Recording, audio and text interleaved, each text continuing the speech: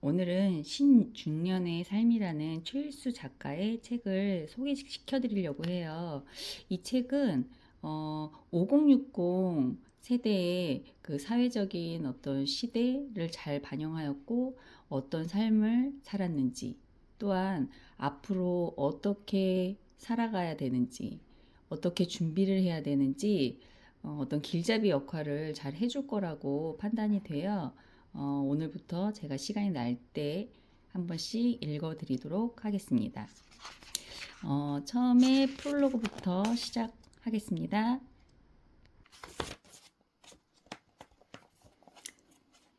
신중년 세대는 보통 30세 전후에 취업한 후 평균 50세 전후에 주된 일자리에서 물러나지만 72세까지는 계속 일하기를 희망하고 있는 세대를 말한대요.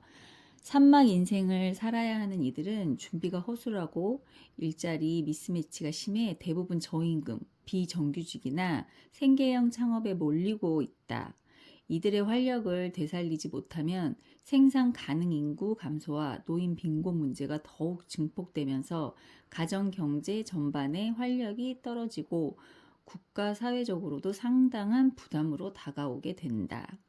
한국보건사회연구원의 자료에 의하면 이들의 걱정거리로는 소득이 부족해 경제적으로 어렵다는 응답이 24.6%로 가장 많았고, 다음은 자녀가 독립할 때까지 경제적으로 부양하는 것, 자녀의 독립 또는 은퇴 이후 느끼는 외로움과 사회적 고립감, 부모님을 경제적, 비경제적으로 부양하는 것, 경제활동에 참여하기 어려움 등이라고 밝히고 있다. 신중년 세대는 우리나라 고도성장의 주역이다.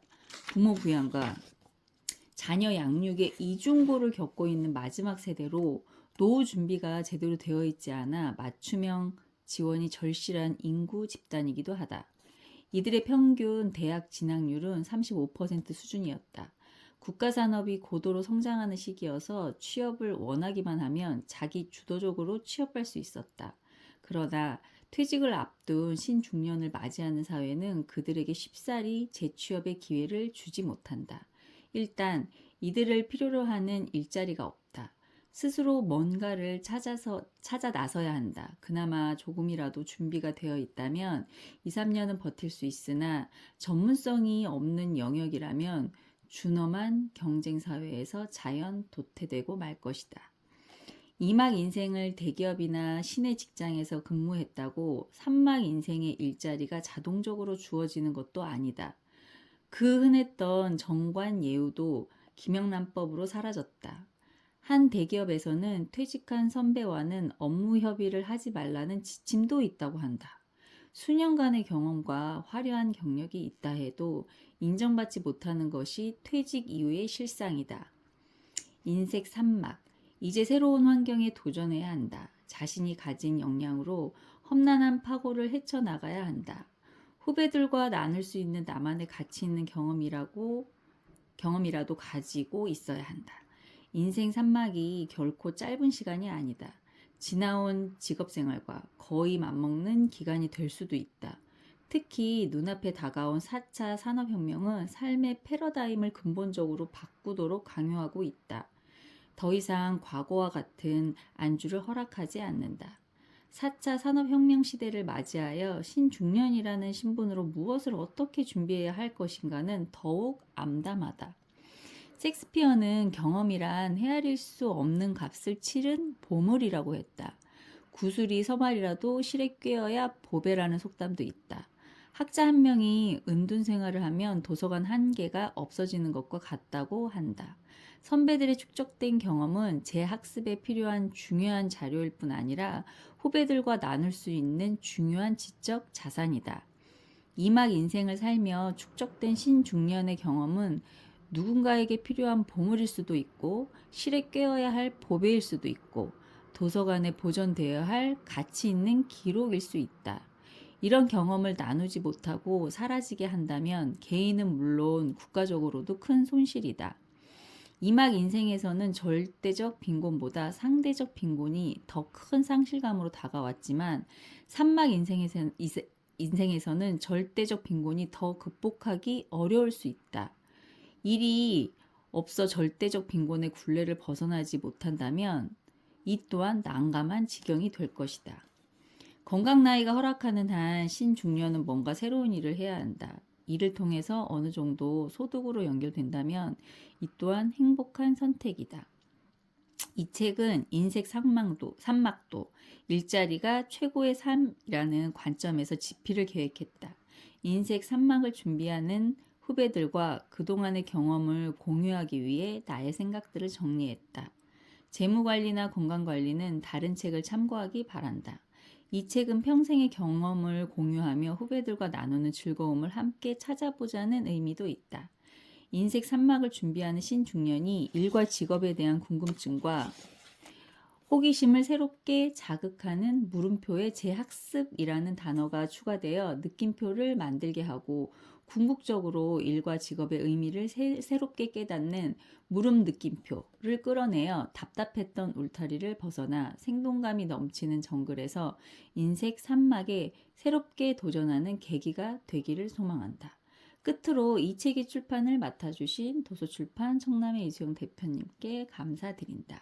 여기까지 신중년의 삶의 프롤로그였습니다.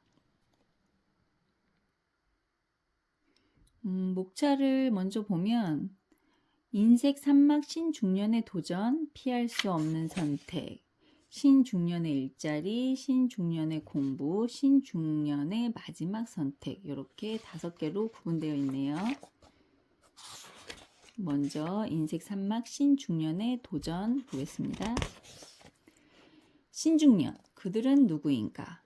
그동안 기업의 정년이 55세까지로 되어 있어 통상적으로 55세 이상인 사람을 중고령자, 65세 이상인 사람을 노인으로 칭해왔다.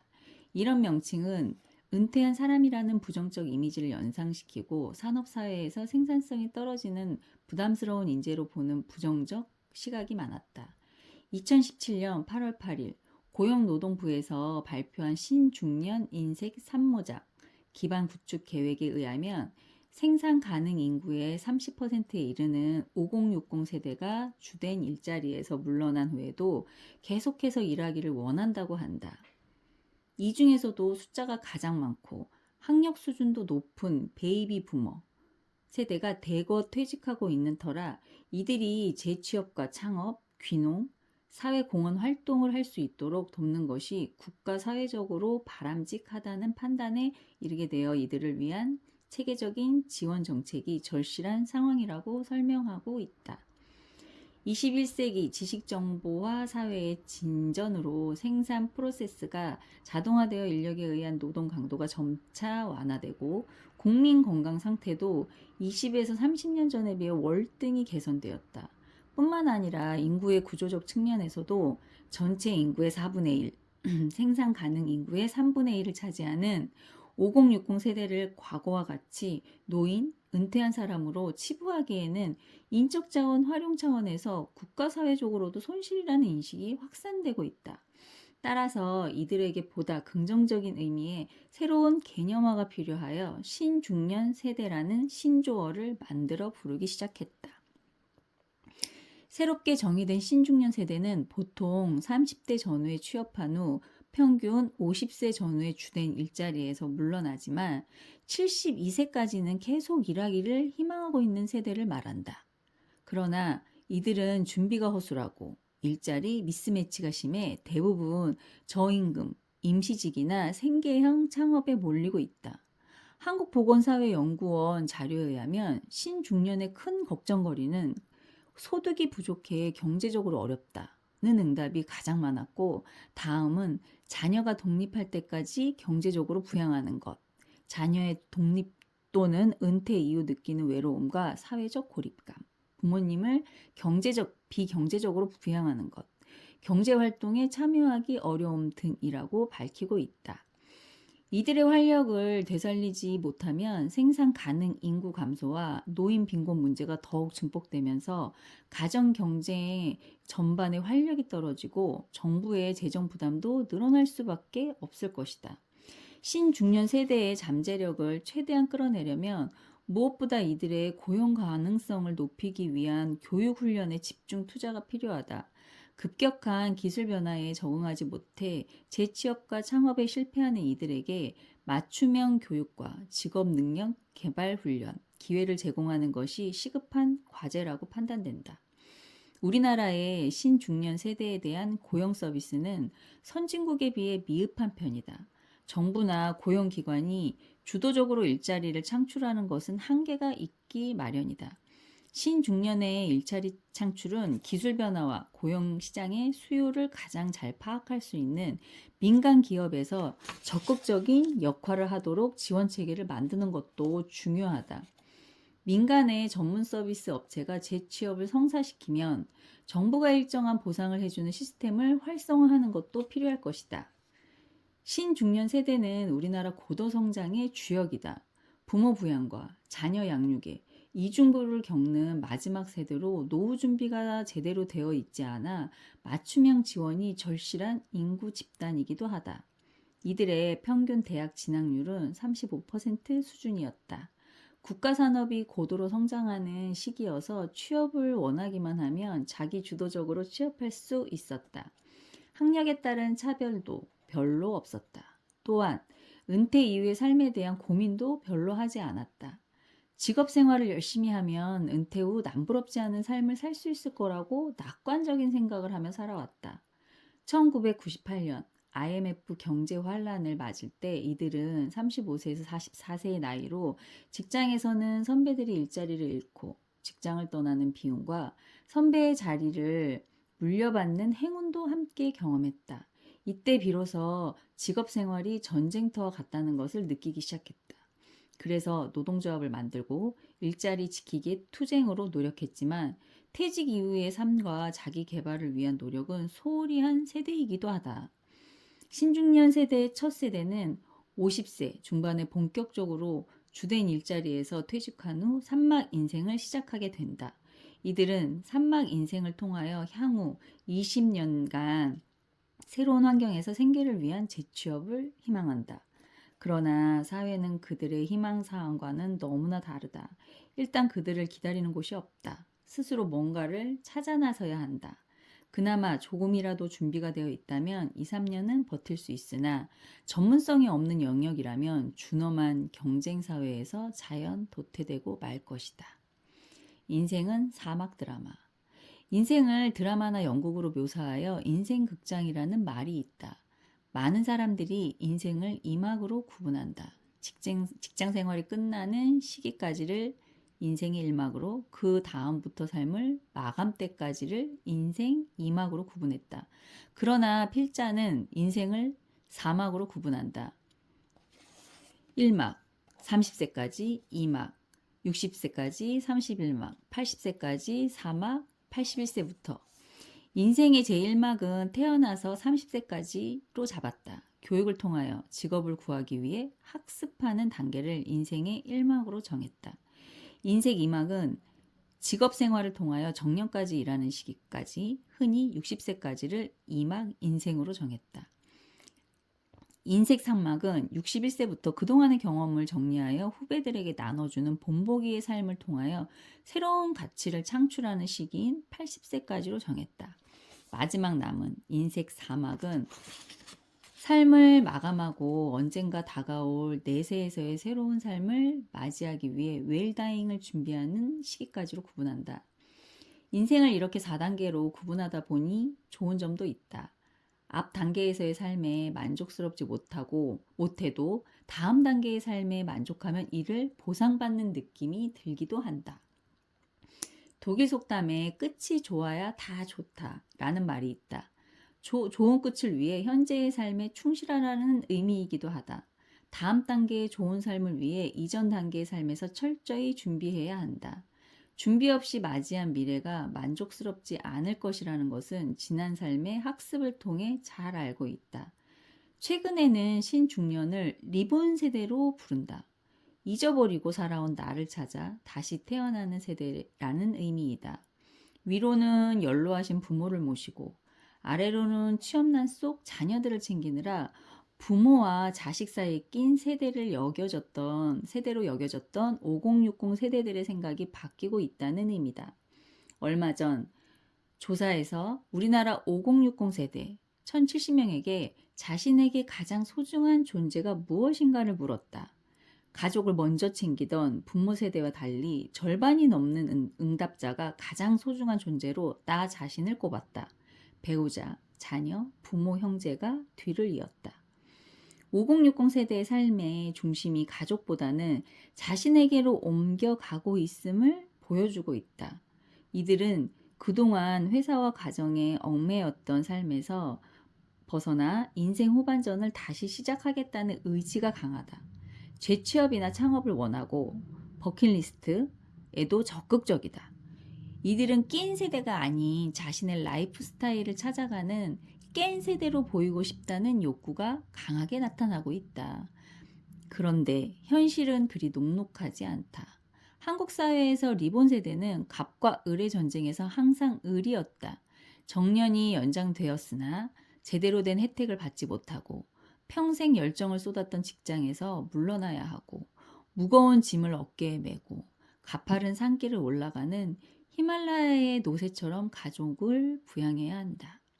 특히 5060 세대의 세 가구 중 한 가구는 성인 자녀와 노 부모를 동시에 부양하는 더블케어 상태에 있다. 미래에셋 은퇴 연구소가 2017년 성인 자녀를 두고 있으며 양가 부모 중 한 명 이상이 살아있는 만 50세에서 69세 남녀 2,001명을 대상으로 설문조사를 한 결과 더블케어 상황인 응답자가 34.5%로 가장 많았다. 현실과 이상이 다를 때 우리는 과연 무엇을 해야 할까? 지금 자신이 인생의 환승역에 서 있다면 기다리는 기차가 어디를 향해 가는지 알아야 한다. 5060 세대의 나를 찾고자 하는 욕구를 해소하려면 이 시기에는 삶의 속도를 늦추고 미처 돌아보지 못했던 것을 뒤돌아보는 성찰의 시간이 필요하다. 자신이 정말로 하고 싶었지만 직장일 하느라, 집안일 하느라, 아이들을 돌보느라 미뤄왔던 일들을 하나둘씩 떠올려 보자. 지금 내가 과연 무엇을 하고 싶은지, 나는 그동안 무엇을 하고 싶었는지를 발견하면 그것을 할 용기가 날 것이다. 선택한 일을 위해 자신의 100%를 쏟아 부어도 아깝지 않다고 생각될 때 결단할 용기가 생긴다. 그래서 또다시 공부가 필요한 것이다. 지식이나 전문성을 쌓기 위한 공부가 아니라 살아온 나를 뒤돌아보는 성찰의 공부가 필요한 것이다. 앞으로 살아온 시간보다 어쩌면 더 긴 시간을 맞이해야 할지 모른다. 그동안 살아온 시간과는 좀 다르게 살아야 할 것이다. 그동안 가족에 대한 책임감과 사회적인 책임감으로 달려왔다면 이젠 나만을 위한 시간을 디자인할 필요가 있다. 이 시기는 지금까지의 생활이 과연 내가 원했던 삶이었나? 앞으로도 이와 같은 삶을 계속 살 것인가? 라는 질문에 대답을 찾는 시기다. 떠밀려 살지 않고 진짜 하고 싶은 일을 찾아야 하는 시기이기도 하다. 정체성을 다시 고민해보자. 회갑을 앞둔 때쯤에 삶을 뒤돌아보면 물질로는 채워지지 않는 빈 공간이 있음을 발견하게 될 것이다. 성취지향적 삶의 방식에서 관계지향적 삶으로 바뀌지 않으면 빈 공간은 더 커지고 공허감을 느끼게 될 것이다. 지금까지 관계를 맺었던 사람들은 직장이라는 매개체를 통하여 이해관계로 연결된 인간관계가 대부분이다. 퇴직이라는 시간과 함께 이러한 관계는 급격히 막을 내린다. 완전히 다른 인간관계를 새롭게 구축해야 남은 30년이 의미 있는 삶이 될 수 있다. 과거의 삶에서 완전히 벗어나야 또 다른 나를 발견할 수 있기 때문이다. 다른 사람들과의 만남, 예술과의 만남, 자연과의 만남에서 오는 또 다른 관계의 의미를 새롭게 느끼는 여유를 가져야 할 것이다. 이러한 여유 속에서 보람을 찾을 수 있는 카이로스의 시간을 가져야 하고 자녀 중심의 삶에서 부부 중심의 삶으로 전환해야 한다.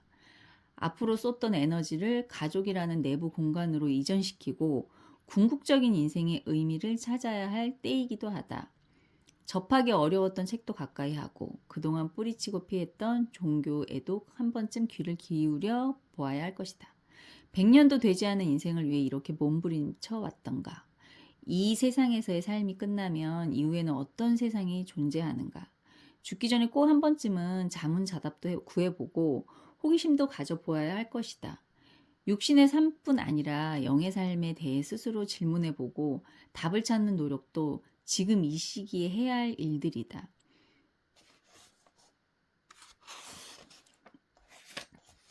이 베이비붐 세대와 신중년.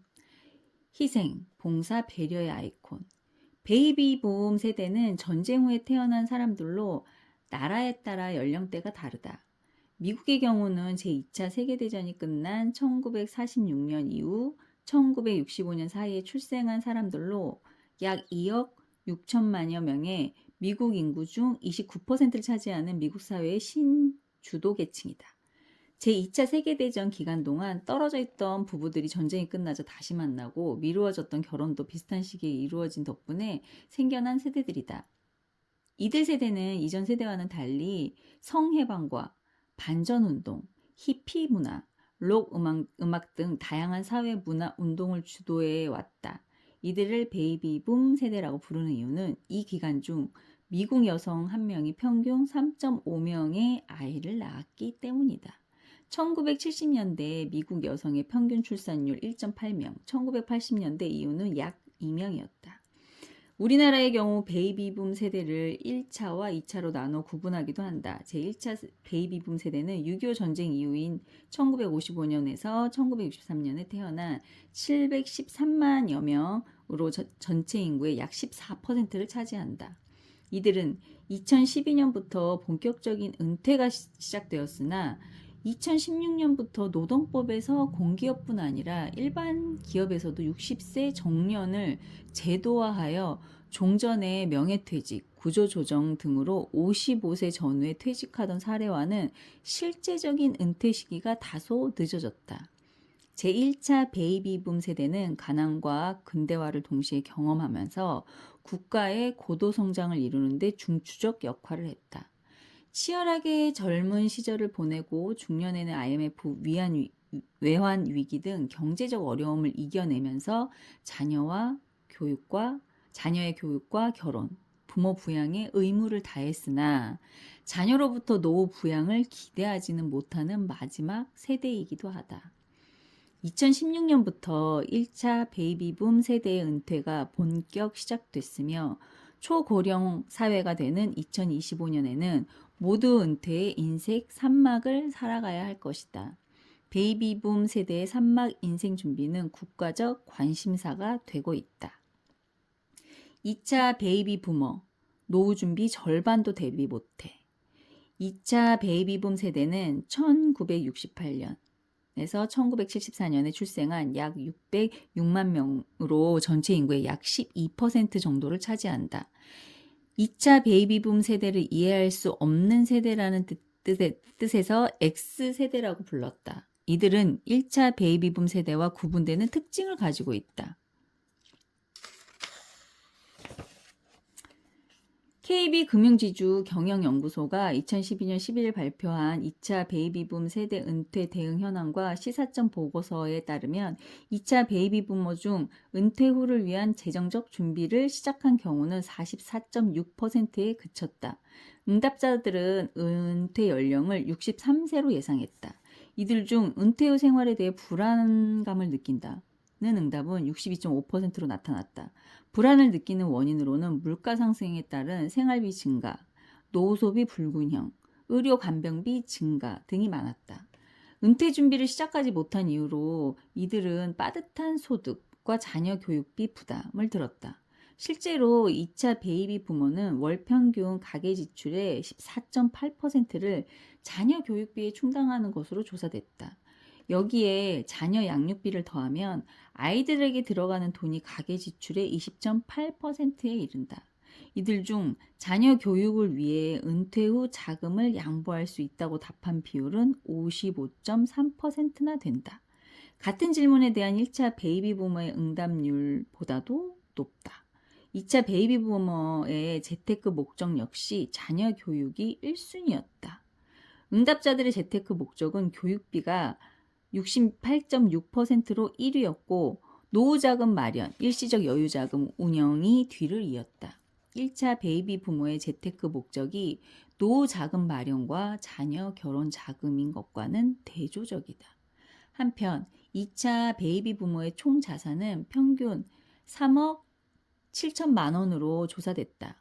이는 은퇴 후 필요한 최소 생활비의 67.8% 수준이다. 하지만 자산 중 부동산 자산이 83.3%, 금융자산이 12.9%로 부동산 쏠림이 심했다. 금융자산은 평균 4,800만 원으로 86.4%가 예적금 보험 등 안전형 상품이었다. 2차 베이비 부모는 1차 베이비 부모에 비해 아직 시간이 남아있다.